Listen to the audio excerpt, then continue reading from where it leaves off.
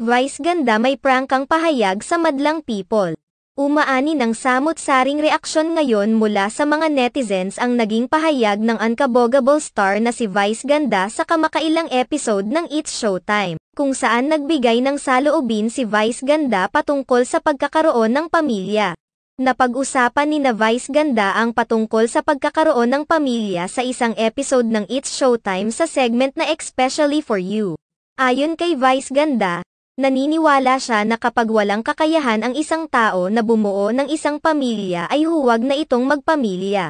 Itinuloy pa rin ni Vice Ganda ang kanyang pahayag kahit paalam umano niya na maaaring may ma-offend siya na tao.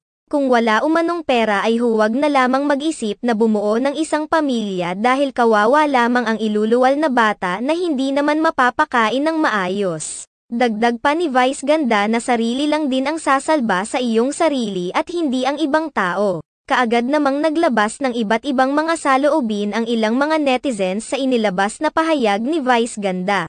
Marami ang sumang-ayon kay Vice Ganda at sinabing hindi na sapat ngayon ang pagmamahal lamang dahil hindi naman ito nakakain. May mga nagsasabi pa na sa taas ng presyo ng bilihin ngayon mas nagiging matimbang na ang pera kaysa sa pagmamahal.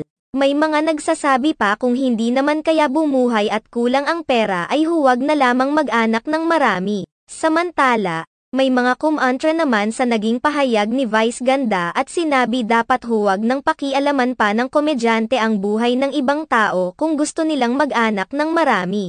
Ipinunto pa nila na kung mag-anak man ng marami ang mga tao ay hindi naman umano si Vice Ganda ang magpapakain sa mga ito.